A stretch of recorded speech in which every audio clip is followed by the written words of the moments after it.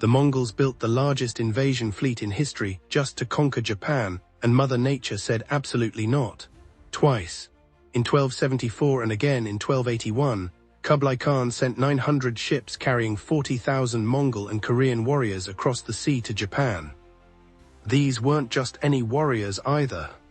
These were the same people who had just finished conquering most of the known world, including China and Korea. Massive Mongol fleets sailed toward Japan ready to conquer another nation. Instead, they got absolutely destroyed by typhoons that the Japanese called Kamikaze, meaning divine wind. The Japanese samurai had never faced anything like this. The Mongols fought with coordinated cavalry charges, explosive bombs, and crossbows that could pierce samurai armor like paper. When they landed on the beaches of Kyushu, the Japanese were getting absolutely demolished. Their traditional one-on-one combat style was useless against Mongol group tactics, but then something incredible happened. A massive typhoon rolled in and completely destroyed the Mongol fleet overnight. Ships were smashed against rocks, thousands of soldiers drowned, and the survivors had to retreat back to Korea. 7 years later, in 1281, Kublai Khan was still furious about this embarrassment, so he came back with an even bigger fleet.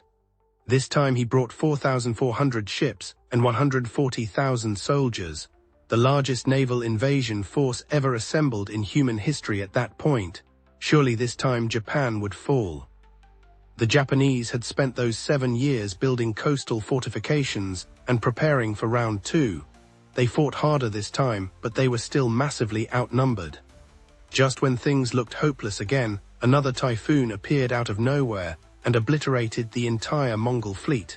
This storm was so brutal it sank almost the entire Mongol navy. Bodies and shipwrecks washed up on Japanese shores for months. The Japanese called these storms kamikaze, meaning divine wind.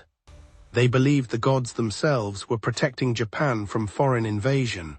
This event shaped Japanese culture so deeply that 700 years later, they named their suicide pilots after these typhoons during World War II.